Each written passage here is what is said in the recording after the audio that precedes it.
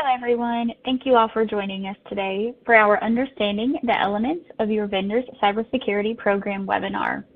My name is Jessie Redmond, and I will be your host. On your screen, you should see multiple widgets that you can use, including Ask Question, Media Player, Slides, Related Content, Speaker Bio, Request Demo, and Help.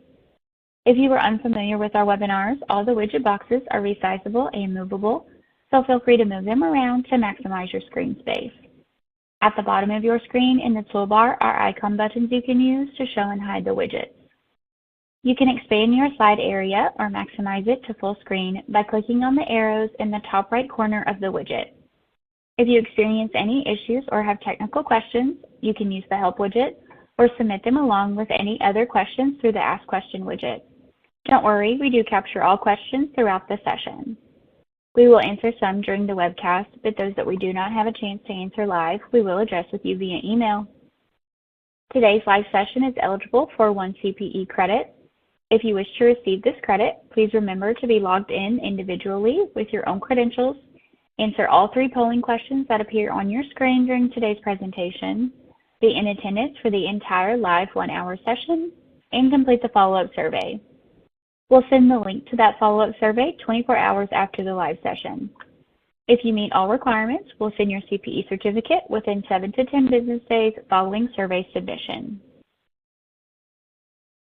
With us today, we have Lisa Mayhill, VendMinder's Information Security Operations Director. She will discuss vendors' cybersecurity posture and why it's important to your organization. You will see a link to a copy of today's slide deck, a link to our website, a link to our samples library, links to our 7 layers of protection against third-party cybersecurity risk infographic, consequences of a vendor breach and how to prepare for one ebook, vendor cybersecurity checklist, as well as a link to our library of additional resources, all in the related content widget. With all that being said, I'd like to hand it over to Lisa. The floor is yours. Well, thank you guys all so much for joining us today. There's a ton of information to go through, and so we'll stop along the way for some questions, and then we'll do Q&A at the end, as Jesse mentioned. But starting with our agenda, we're going to start off with talking about cybersecurity posture and third-party risk management, and really kind of talking about what the connection is. Why is third-party risk management concerned with cybersecurity? Why is cybersecurity important in our third-party risk management process? And then we're going to move into critical elements to look for and what to review. We'll just kind of break it down into specific areas where we think it makes the most sense to focus energy and resources. And then we'll talk about breaches. We'll touch briefly on the privacy laws, different things that are in the news, just ways that they can have impact on you. Obviously, this is front of mind, ton going on, so we want to make sure that we tap into those a little bit. And then we will wrap up with some key takeaways, and then round off the end with a Q&A.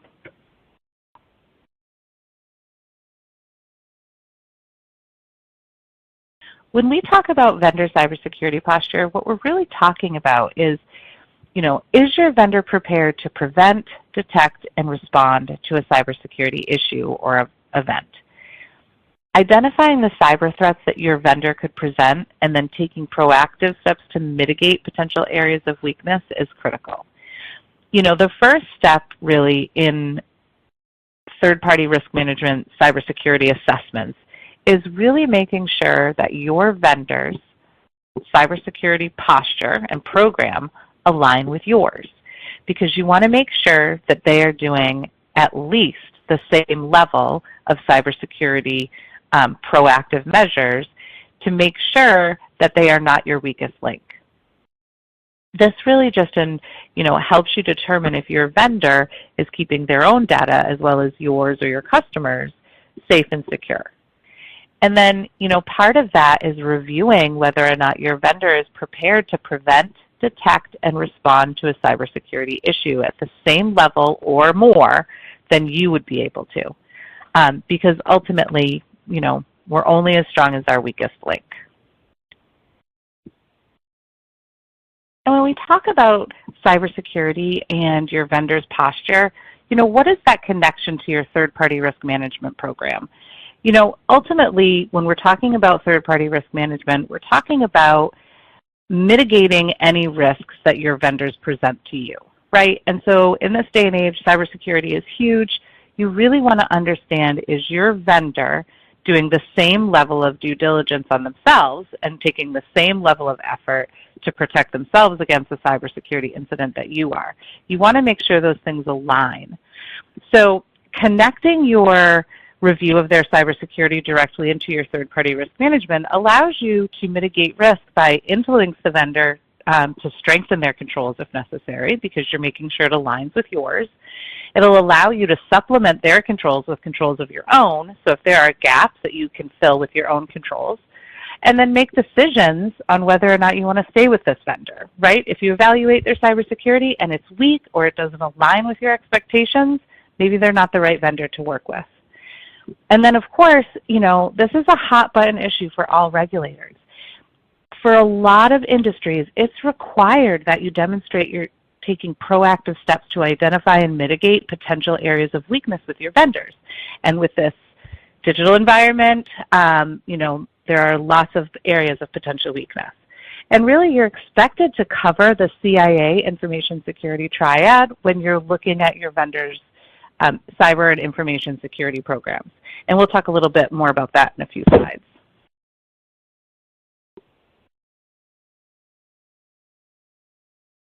So when we talk about when you should assess cybersecurity in your vendors, I think, like other areas of third-party risk management, unfortunately, it's just not a one-and-done activity, right? You have to determine which vendors to assess and then the frequency of those assessments.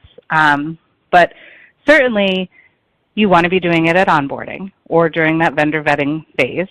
The planning and risk assessment and due diligence steps is crucial because you want to make sure that you understand what you're getting into, what level of overall due diligence you're going to need to do with this vendor, and then, understanding the risk based on their access, the type of information, et cetera, and then ongoing, right? This is not something that you can just do once, whether it's annually or every 2 years or every 6 months, depending on your inherent risk and the different pieces that you determine as you go into this relationship.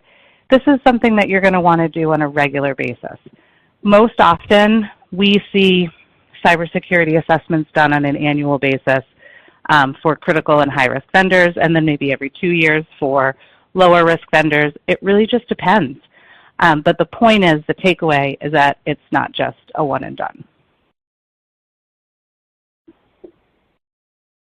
When we talk about what vendors' cybersecurity should be assessed and by whom, the what type of vendors should be assessed, I think this all kind of gets uncovered in your inherent risk, right, in that onboarding or that risk assessment process. And so, my recommendation is all critical, moderate, and high-risk vendors have to have some level of cybersecurity assessment done on them. And then, of course, any vendors that access, process, transmit, or store your data should have some level of cybersecurity assessment, because ultimately you're assessing their connection to you and how they protect data. That's what cybersecurity is all about. So it's really important to be able to identify which of your vendors have access. And then what kind of information do they have access to? Is it just generic, no impact information? Is there any employee information? Is there PII? So, that's all kind of uncovered in those initial stages. And then who at your organization should assess the results? Generally speaking, this falls to the third-party risk manager and any internal stakeholders, internal, external audit teams. I think that rolling into the second part of this, what type of qualifications should that person have? I think it's important that somebody with knowledge of cybersecurity, knowledge of the regulations, is involved in those discussions, finding gaps, identifying areas of weakness, is really critical. And if you're not familiar with cybersecurity best practice, if you're not familiar with things like the NIST, the frameworks that build these cybersecurity rules, guidelines, and regulations, then it's very hard to be able to call out inconsistencies or poor practices, right? So if, for example, a vendor says they have encryption, that's great, but do you understand what type of encryption they should have and how that encryption is used? And so you want to just make sure that whomever is doing this review is a qualified professional with experience in information security and cybersecurity. So when we talk about information security and third-party risk management, ultimately the domino effect is real. One thing goes wrong, it absolutely trickles down, and it's truly a case of a chain being only as strong as its weakest link. The bottom line is that you can do everything right and do one thing wrong, and that one thing wrong negates all the right. So industry best guidance and regulatory guidance wants you to consider all of the potential ramifications that are posed by a third party, whether that's in the form of a data breach or a business disruption or an incident. And from a planning standpoint, you really need to consider all the possible problems that could occur, what steps you need to be prepared to take, and how long until normal operations can resume in order to minimize the impact to your organization and your customers. So really it's about being proactive and looking for worst case scenario.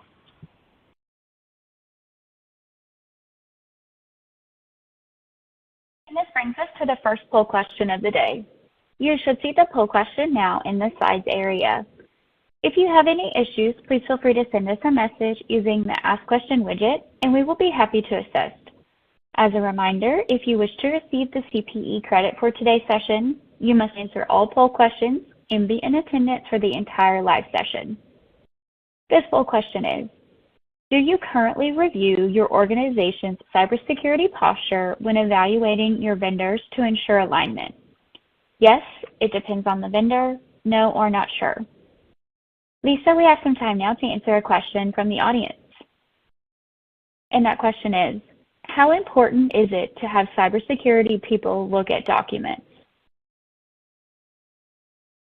Thanks, Jessie. That's a really good question, and I think really what it comes down to is it's not that you need specifically cybersecurity people, right? You need people that know what they're looking at. And so we say that you need subject matter experts or that you need cybersecurity experts because the reality is that a lot of these documents that you're going through are either very complicated, complex, or high level, and so you have to be able to go through them and understand what it is that they're trying to say, but also be able to pull out what's missing. So we talk a lot about gaps, right? Like looking for those gaps in the documentation because a lot of times the issues come up not with what they are doing, but what they're not doing or what they're not saying that they're not doing. So I think it's just really important that knowledgeable people are reviewing them. So we talk about certifications. I mean, it could be anything from the CISSP to the CISM, CRISC. There's a lot of really great tools and resources out there to get the type of knowledge that you need to look at these. But the bottom line is you really just want to have the right people that can ask the right questions and point out the right things to you on your side looking at these documents.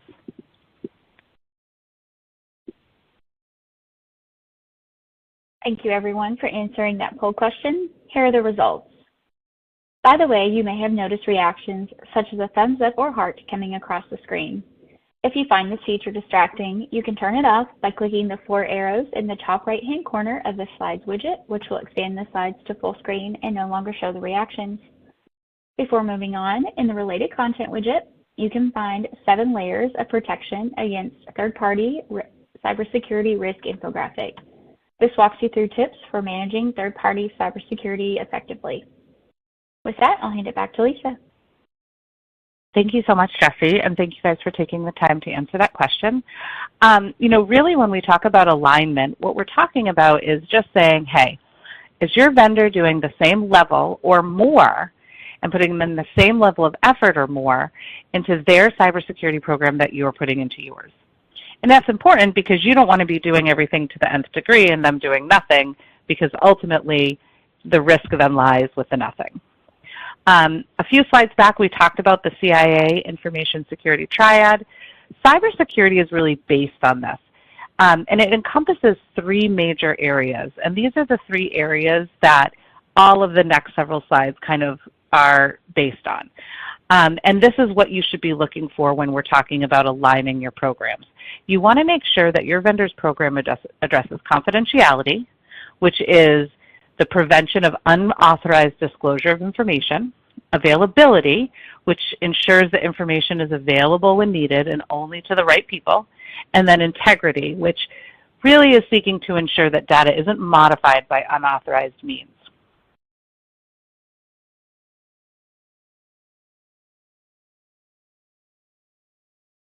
Okay, so now we're really going to talk about the what, right? What to review. You know, cybersecurity can easily become a rabbit hole when we're talking about our vendors and trying to understand, you know, where to focus our resources, where to focus our energy, what to ask for, what to look for.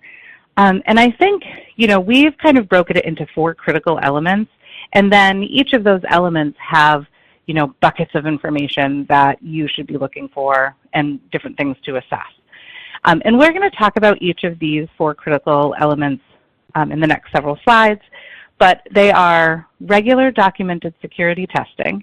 This is, you know, how to identify, is the security testing that your vendor doing adequate? Is it appropriate? And is the cadence appropriate? Does it align with what you would expect to see and what you're doing in your own program? And then number 2, how sensitive data is secured and protected. Obviously, this is paramount, right? We know that this is the most important piece. It's the crux of what we're looking for. We want to understand, how does your vendor secure the data while it's at rest, in transit, processing, while they're accessing it. And then employee, contractor, and vendor management. I think we all understand that most often our weakest link is our employees, right? It's our human error. And so we want to understand how your vendor addresses that. And then vendor management, you know, what are they doing for their vendor management? Does it align with yours? You know, do you need to assess those fourth parties, or does your vendor's vendor management, is it adequate enough? So understanding those relationships and what they do today is important. And then, of course, incident detection and response and cybersecurity insurance. Those pieces are equally important, but it's just important to understand, you know, how they fit in. So let's get started. So a big question that I get all the time is, what do I ask for? What do I look at when I'm trying to review a vendor's cybersecurity program? And the reality is that a lot of it is just documentation, right? Your vendor says, hey, here's our programs and policies, this is what we're doing, here's our SOC report, and you're really just looking at what they say they will do if an issue were to arise. And that's wonderful. Obviously, that's very important. But security testing is an actual tangible way to validate security. So you want to make sure that you're asking for an executive summary or a high-level summary of their regular security testing. Things like penetration testing, social engineering testing, not just training, but actual testing. And then internal and external vulnerability testing. Regular documented security testing is really one of the best ways to identify weakness, as well as commitment to comprehensive security, because along with that testing should come with any type of follow-up. So if any incidents are found or any issues are found, what did they do to remediate them? Did they have a remediation plan in place? So testing is a really great tangible way to validate security. I highly recommend that you request to review testing results, even if it's just at a high level. Obviously, a lot of times this stuff is confidential, but it's a really great way to say, hey, are your systems secure? Have you tested them? And what did those tests look like?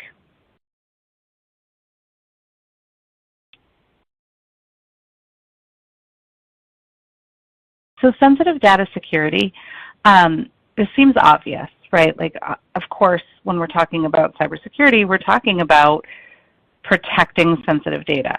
What is the security that surrounds that?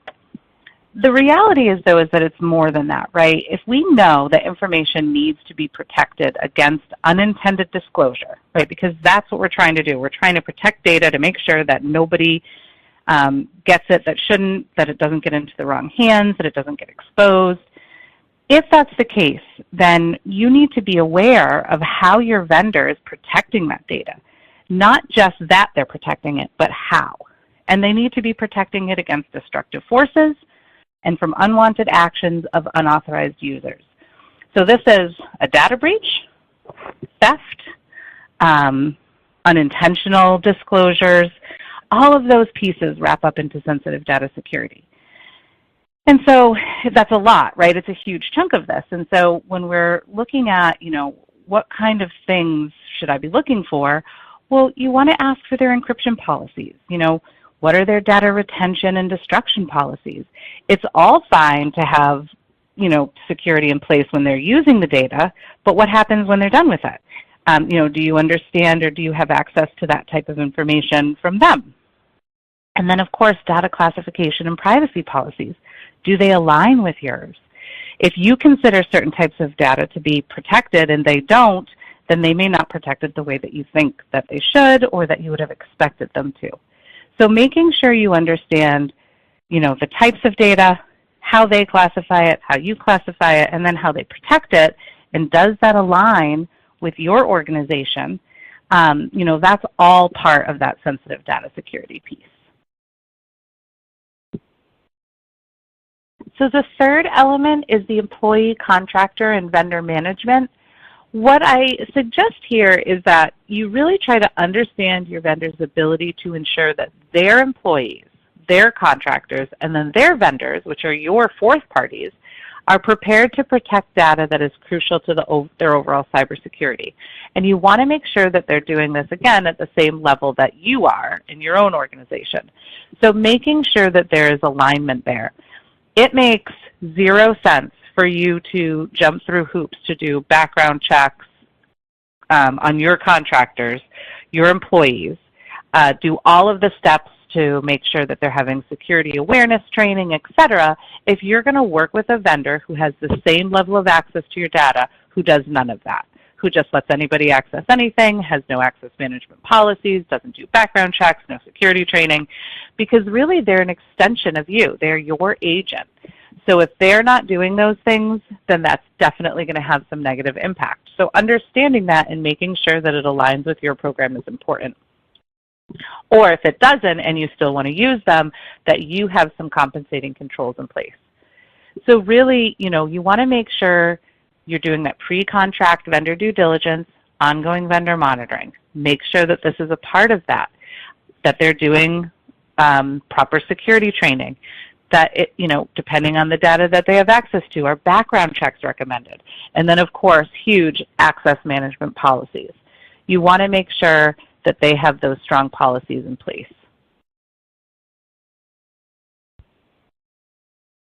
So the fourth element that we suggest you really dive into with your vendors is incident detection and response, and then validation of cybersecurity insurance coverage. So an incident is really anything that affects that CIA triad, the confidentiality, integrity, or availability of information or an information system.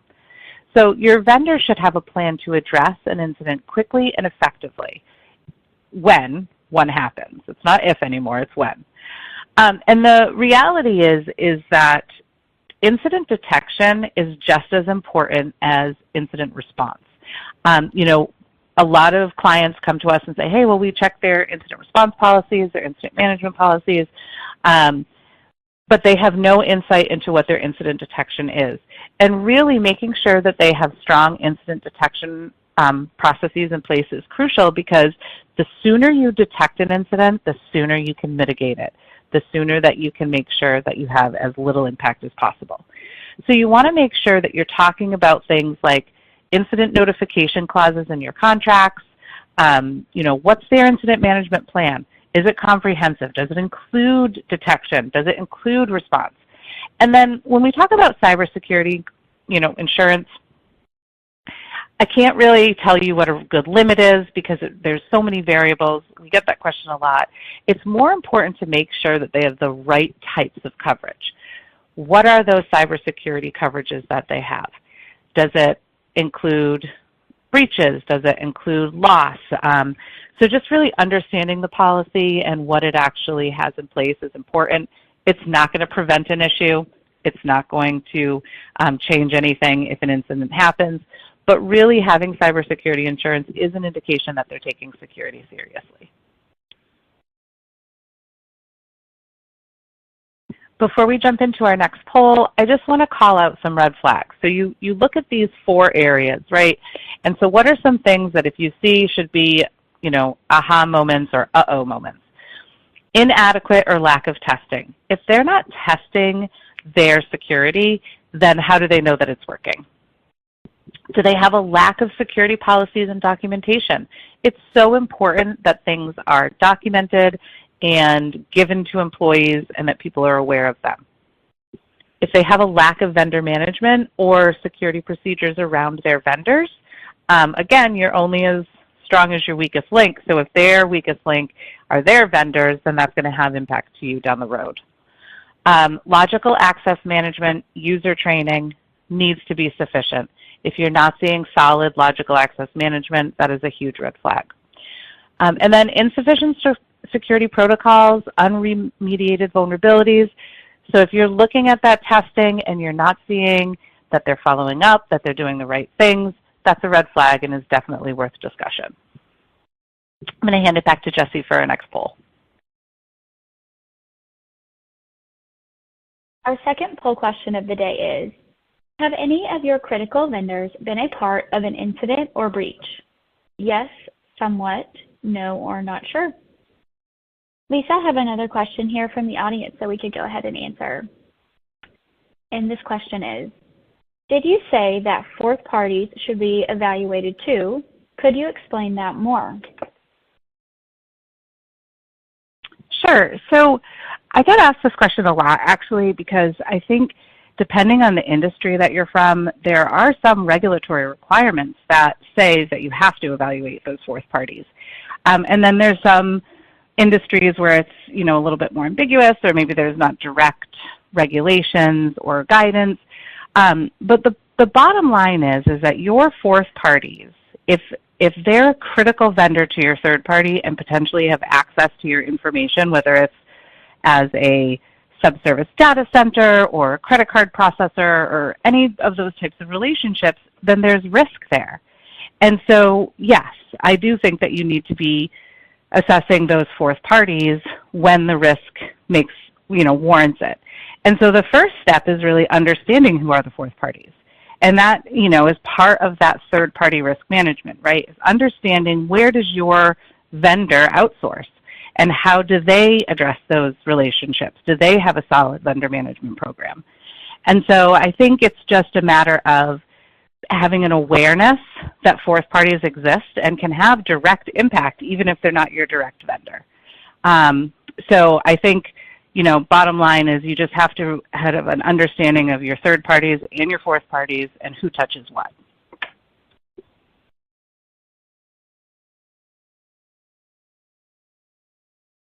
Okay, here are those results.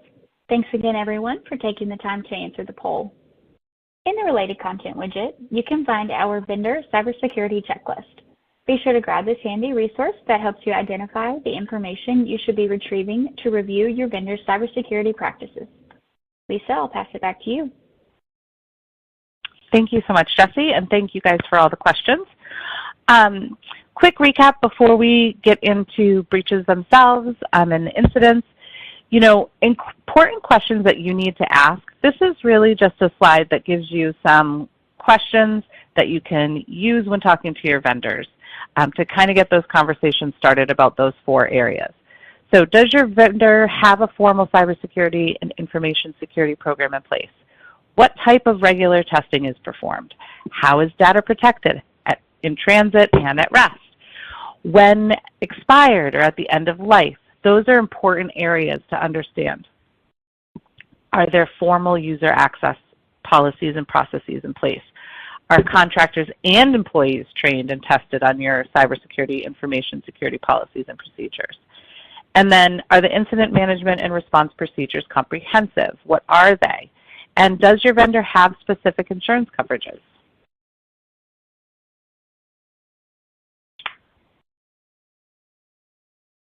Okay, so this slide is just kind of throwing out 3 notable 2024 vendor data breaches. The reality is that every time I do this webinar and I create a slide about notable recent breaches, by the time we actually get here and have this webinar, there's been a dozen more. And so, especially in 2024, I feel like it's constant, right? Every day there's something new, whether it's a small company, a big company, a little bit of data, huge amount of data. I think what we're seeing in 2024 and what we will continue to see is that data breaches are happening to everyone, everywhere. So big, huge companies that we used to think were just safe because they were so big and huge and that they must have the right processes in place, the protocols in place, they're getting breached now. We are seeing data security companies being breached. So we're seeing companies that create security policies to prevent other companies from being breached, getting breached. And so I think the lesson to be learned in 2024 is not, okay, here's a handful of data breaches that happened. It's that they are going to happen. It is no longer truly preventable. It's now about risk mitigation. AT&T is a great example of this. Unfortunately, this is the second breach for AT&T in recent years. And so, you know, they're still one of the largest companies in the world. They're still have their hands in a lot of things. I'm sure many of you are customers of theirs. And so, you know, these multiple breaches over and over really demonstrate some security infrastructure issues. But I think overall what it says is that nobody is immune. Ticketmaster, I mean, everybody knows Ticketmaster, right? We had the CrowdStrike breach. There's just so many things that have happened in 2024 that I think just highlight how important it is to do as much as you can, but to also be prepared for the worst.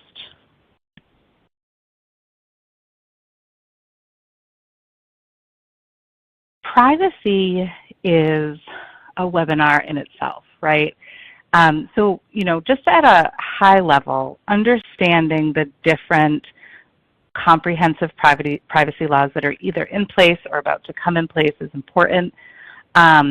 You know, ultimately, there's a direct link between cybersecurity and privacy because cybersecurity is the piece that protects the privacy, right?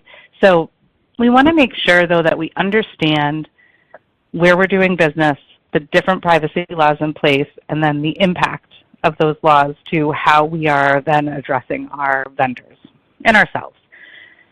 You know, there are so many different privacy laws, 19 currently, that are either in place or have been passed to be in place in the next year or two. They're all very similar. They do really have a lot of those same baselines. So understanding, you know, which ones have impact to you is important, but, you know, ultimately you want to try to understand them all to a certain extent because business is global. As you start to do interstate commerce, if you're not already, then, you know, understanding where things touch just becomes really important. But luckily they are all very similar. I think the best way to wrap your mind around it or to wrap your arms around it is the IAPP website. This is what I use. There's a link underneath this map right to the site here. It's just a great resource. It's up to date. They have a lot of webinars. They have a lot of trainings that they can do direct from the horse's mouth. And it's just a good place to start if privacy is not something that you're super knowledgeable about. And it really does give you some insight into all the different states. It gives you access to the actual laws and regulations. So I just wanted to include this slide as kind of a resource for you all to just take with you, and then you can do a little bit more research on the site if you'd like to. So these are worldwide statistics pulled from itgovernance.com. There's a link below. I love this site because they keep some running statistics, some real-time numbers about breaches, and just kind of about cyber attacks. It's a great website to kind of learn as well as get some hard numbers across the world, not just the United States. So these statistics are frightening to me. When we talk about the monthly average being over 8 billion records, that is just mind-blowing. So I just, I put this up here, not that we need to talk about them specifically, but just to kind of give you some context about why cybersecurity is so important, both for your own organization as well as your vendors. And you can see, at this point, everybody's been impacted, right? So your information has been breached. If you have any type of online presence, there is probably a very good chance that you have already been breached. So just a little bit of statistics, food for thought. Okay, so now that I have scared you with statistics and maps and graphs, what's the impact of a breach? I think we can all agree that it's not if a breach happens, it's when, right? And it could be at your organization, it could be at your vendors. The most common repercussions of a vendor data breach are going to be increased regulatory scrutiny, especially if you're in an industry that has regulatory requirements. The other piece, too, is there is a financial impact, right? There's possible fines for you or the vendor. There's the financial impact for the loss of customer confidence, loss of customers, loss of clients, and, of course, reputational damage. That's huge. At this point, we can all agree that most companies have been impacted by a breach in some way or another, and the ones that seem to successfully navigate that are the ones that have proactively planned for the worst case scenario and are the ones that have something in place to get in touch with their customers quickly and to mitigate the risk as soon as possible, mitigate the impact. So let's say the worst case scenario has happened, your vendor has been breached. So now what? What's next? And I think, taking a step back, we'll go back to that notification requirement. Ensure that you have data breach notification requirements in your contract language will allow you to make sure that you're involved in the process as soon as it happens or as close to as soon as it happens as possible. If your vendor knows that you have certain expectations about when you're going to be notified of the breach, then you're part of their plan, right? And so making sure that you set that up ahead of time is so important. Setting those expectations with your vendors is going to be key in making sure that you have as much lead time into an incident response as humanly possible. Because if your vendor has a breach, of course there's going to be incident response, physical incident response that they're going to need to deal with, right? But you also are going to have incident response if your customers or your clients' data has been compromised. So the more lead time that you get from your vendor, the more time then you have to do what you need to do from an incident response perspective. There is nothing worse than being the last person to notify your clients or customers that a breach has happened. You do not want them hearing about it on the news. You want them to hear it from you. So making sure that you're proactively having those discussions with your vendor, getting that in the contract language, and we'll talk about tips for that in the next slide. And then, defining the impact of the breach is going to be huge. That allows you to be transparent with your clients and customers. So not just a notification from your vendor, but what the heck happened, right? Like, who was impacted? Is it one customer? Is it 1,000? Is it just client information or organizational information? So making sure that you're getting all that information as soon as possible is just going to allow you to then turn around and let the people know that you need to let know as soon as possible. And then in-house, you're going to have to do your own work, right? So an incident happens at your vendor, you need to determine how it happened. You'll get a lot of information for them. Make sure your incident response, your incident management is solid, that there's a connection between your organization and theirs. You may have to reevaluate the vendor relationship when the dust settles. Obviously things happen, but you want to understand, how did it happen? Was it from a weakness? Was it from a security issue? And then, look at your own overall information security processes. Are you strong? Are you doing everything you should be doing? And then you want to make sure that you have things in place to restore that customer faith, whether that's credit monitoring, notifications. There's a million things you can do to kind of make sure that your customers still have faith in you. But a big piece of that is demonstrating to them that you're doing everything on your side to protect them from vendor issues.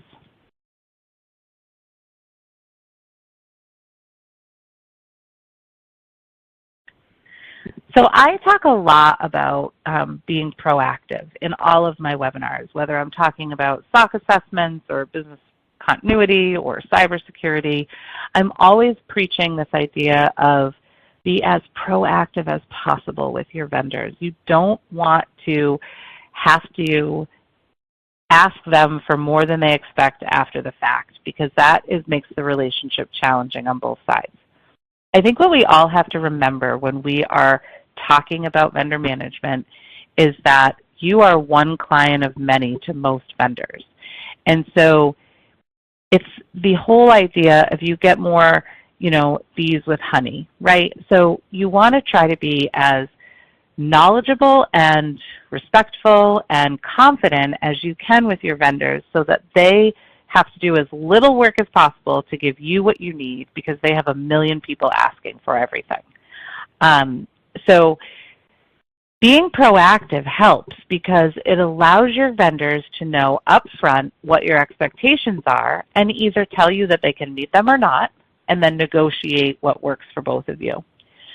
So you want to ask for things like the right to audit, having accessibility to the vendor's cyber policies and procedures. If they know upfront what you plan to look for and how often you want to look for it, it will help them have a plan in place to get it to you timely, make sure you get what you need so that you don't have to do a lot of back and forth. Things like frequency and availability of test results. If you're expecting your vendor to be doing penetration testing annually and they only do them every 5 years, that's a conversation to have up front. 5 years would be horrible, but I'm just saying, having those conversations up front is very helpful, because then you're setting the expectation and they're letting you know if they can meet that. Same thing with recovery times, right? If you need your connection to them to be back up within 72 hours and the best that they can do is 5 days, again, those are discussions up front that will be very helpful to have versus after an incident or when you're doing your due diligence. Backup responsibilities, cyber resilience. What is the management of third-party outsourced business continuity? And then, of course, the big one, breach disruption notification. A lot of people say, well, that's a lot to have in your contract. And I'm not saying that you need to put every single thing into your contract, but setting the expectations, saying, hey, annually, we're going to be doing a cybersecurity review. These are the things that we would expect to look at when it's time for that review. These are the things that we would expect to see, and these are our expectations of recovery times, backup responsibilities, et cetera. I think if you have those conversations proactively, it just makes the relationship much easier as you're going through. And I think actually we are ready for our last poll question, so I'm going to hand it back over to Jesse for a minute. Our third and final poll question is, do you think adding in breach and incident notification expectations to your vendor contracts is a reasonable expectation for your organization? Yes, with some, no, or not sure. Lisa, let's answer another question that's come in from the audience. And this question is, do you foresee a federal privacy law anytime soon? Gosh, that's an interesting question. Do I foresee one, or would I like to see one is probably the difference. I would love a overarching privacy guideline, right? I hesitate to say federal law just because there's politics involved in that. But right now there are so many that it makes it hard for organizations to know what to do. Do I think that there will be a federal privacy law soon? Probably not, because I think states are moving towards really being independent with it. And the reality is all of these state laws are very similar, right? They just all have kind of like little nuances. And so, my rule of thumb is you go with the most strict and you just adhere to that if you're doing business in any of those states.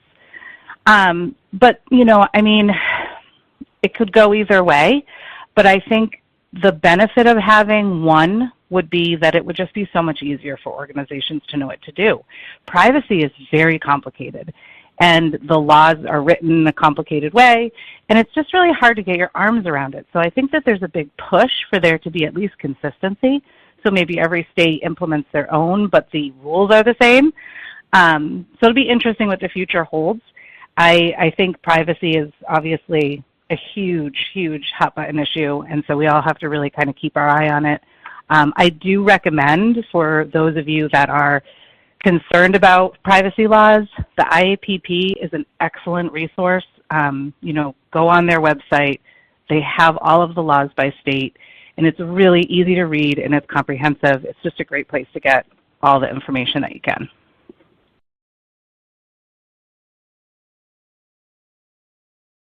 And here are those results. Thank you everyone for answering this question. Before we continue, I would like to mention that we have our Consequences of a Vendor Breach and How to Prepare for One ebook in the related content widget. As Lisa just discussed data breaches, this is a helpful resource to learn more. Let's continue with the presentation.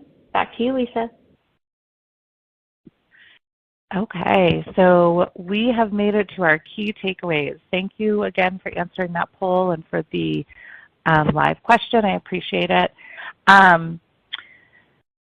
So this is a ton of information in a short period of time. So just to kind of wrap it up, I think the biggest thing I always tell people is that being proactive is the most important piece.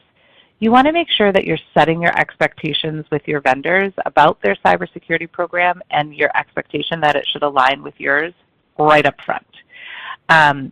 Ask for everything you'll need as soon as possible. Maybe not the nitty-gritty details, but you want to make sure that you're clear with your vendors that you expect to assess them annually or every 2 years, and what type of assessments you're planning to do, what kind of information you'll need for them. You want to make sure that you're not treating it as a one and done, so not just at the vetting stage, but also throughout the life cycle of your third-party risk management program, ongoing monitoring. Make sure that you have the right people doing the reviews. It's so important that the people that are assessing the vendors for cybersecurity understand what they're looking at and understand how that correlates back to your own program. It's important because not only do you want them to look for the things that are present, but they also need to be able to identify the gaps. And this goes along with understanding what kind of data that you're trying to protect. What does your vendor have access to? Understanding how they're accessing the data, what data they're going to see, have, transmit, process is critical. You want to make sure that you're always only sharing data when necessary for the vendor to perform their responsibility to you. It's the principle of least privilege. You should only be given the access that you need to perform your job.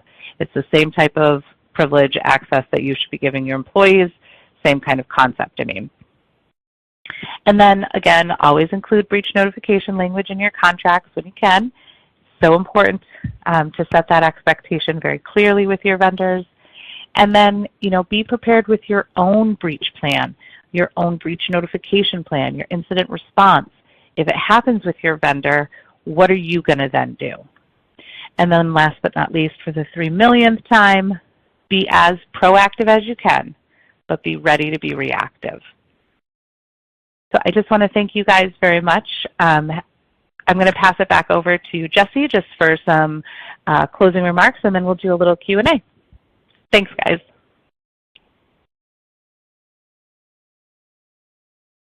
Great. Thanks so much, Lisa. Before we dive into more questions and answers, I would like to thank everyone for attending. I would also like to thank Lisa for her time in sharing some important information. On your screen now, you will see our upcoming webinars. On November 5th, using SLAs and KPIs for effective vendor performance management. And on November 12th, managing vendor issues and challenges at your credit union webinar. We hope you'll be able to join us for those sessions. A link to register for those is in your copy of today's presentation slides. Let's now go ahead and answer some more questions that have come in during this session. Okay, Lisa, the next question is, I don't have enough IT background, but I have risk management. My question is, how can I develop this area as I am now third-party risk management head and I'm struggling in IT vendor assessment? That's a great question, and I think this is very common. Ultimately, there's a ton of resources out there, and depending on what you have budgetary-wise, I would recommend, a class or a conference, a training, something like the CISM or the CRISC or the CISSP, but, some of those more technology-based certifications are a little bit harder if you don't have any technology background. But you can start with a very basic Security Plus just to kind of familiarize yourself with controls. There's also a lot of great free resources. I can provide a list after the webinar via email, just of different articles you can read, trainings you can do. There's a website called Cybersecurity that is a really great training site. It is membership-based, I believe, now, so you can only do so much for free. But it's really just about investing in your professional development. The NIST website has a lot of things you can read and access to kind of get an idea of controls and best practices. But I can, like I said, I'll put together a list of just kind of resources, and I think it would be a good place to start. Great. Next question. If a vendor refuses to disclose their subcontractor and first line ignores, how would you deal with that?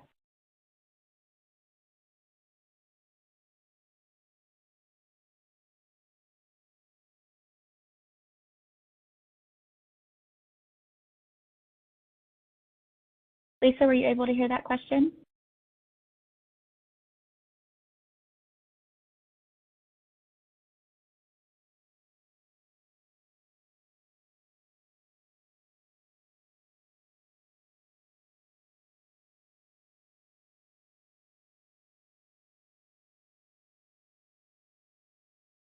Oh, Jesse? Hey, Lisa. I'm so sorry. It sounds like I got disconnected. I'm so sorry. Go ahead.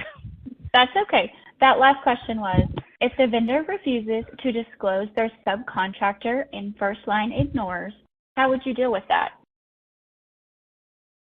So that's interesting. We actually just had kind of a roundtable discussion about this kind of thing. There's some mixed opinions because I think we can say that it's a red flag, right? And we can say, well, if they're not willing to disclose that information, then maybe we can't work together. But I think the reality is a lot of times we're constrained to these relationships. And so I would want to understand why. Third-party risk management is a fact of life for most of us and for these vendors. So I think if there's an unwillingness to share or to open up that line of communication, that is a red flag, but you want to understand where it's coming from. Great. This next question. How do SOC reports factor into the vendor's cybersecurity posture? And how do we best utilize them to understand and assess the vendor's cybersecurity practices? Great question. We talked a little bit about this, I think, in the webinar, and a SOC report, especially a SOC 2, is a really great first line of documentation. The only thing about SOC reports is that they are only as good as the vendor makes them, right? The vendor has complete control over what is in the SOC report, and I think that has impact. But I do think that if it's all they're willing to give, if it's a SOC 2 and it's a robust SOC 2, there's definitely value of that. I think you just want to know what you're looking for, right? So if you go into it and say, hey, this is what I need to see when I'm doing a cybersecurity assessment, you want to make sure that that SOC report addresses that. A SOC 1 report is pretty unlikely to address everything that you need it to address. And a SOC 2, depending on what trust service criteria they select and how robust their controls are, you can get a lot from a SOC. But it's rare that I've seen a SOC be the only thing.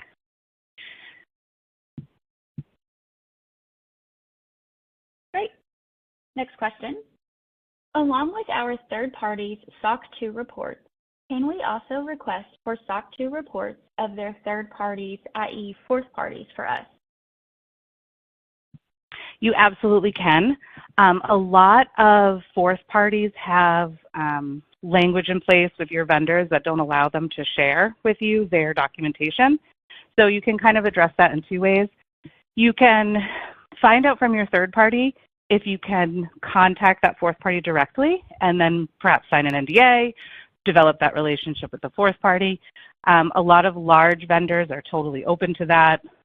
Those fourth parties like AWS and Microsoft, and they're very used to that kind of relationship. And then the other thing you can do, if that's not an avenue for you, is to determine if your third party has a third-party risk management program that is robust enough that you can depend on it, right? So if your third party is doing an excellent job of third-party risk management on their vendors, you may be in a position to accept the risk involved with accepting the work that they're doing. So it just depends, on what approach you're able to take and how many resources, again, that you have in your organization. Great. I think we have time for one more question. Can you explain the triad a little bit more? Yes. Before I jump into that, I do just want to say we did get a comment, I think in the Q&A about CrowdStrike not being a breach. And I just want to acknowledge that and say thank you. You're absolutely right. CrowdStrike was not a breach. It was an untested release that caused havoc. So we consider that an incident. But I misspoke, and I think I did say breach. So thank you for that. The cybersecurity triad is really kind of like the foundation of cybersecurity. We talk about it a lot because, in my mind, it's a really easy way to think about cybersecurity. Because I think a lot of times cybersecurity is a really big thing to get your arms around. And the triad, it breaks it down into three easy pieces, right? Confidentiality, integrity, and availability. And the majority of controls in cybersecurity are built off of those three facets. So it's a great way to kind of just sit down and reflect on the three areas that you want to consider when you're thinking about, do I want to vet the cybersecurity of this vendor, and what do I want to look at? You want to look at how they are meeting confidentiality requirements, how they are meeting integrity requirements, and how they are meeting availability requirements. So it's called the Cybersecurity Information Security Triad. It's the CIA, and it's just a great kind of starting point. Great, thanks, Lisa. Unfortunately, that is all the time we have left for questions today. Thanks again, Lisa, for taking the time to address some of those that came in. Any questions we did not have time to answer today, we will address offline. We would like to thank you all for attending and hope you found today's session valuable. Another big thank you to Lisa for her time and content. You can ask even more questions inside of our third-party think tank, an online community that is dedicated to third-party risk professionals and free to join. Just because today's session has ended doesn't mean the conversations and questions must. Post your questions at thirdpartythinktank.com and see what your peers have to say. In the community, you can find thousands of free educational resources including ones related to cybersecurity. If you would like to become a member of Third Party Think Tank, you can register on the site or shoot us an email and we'll get you registered and send you a link to set your password. We did record today's session, and that recording link will be provided to you in a follow-up email that you will receive tomorrow afternoon. Also in the follow-up email will be the survey link for you to request the CPE credit. On behalf of VendMinder, it has been a pleasure. Thank you all and have a great rest of your day.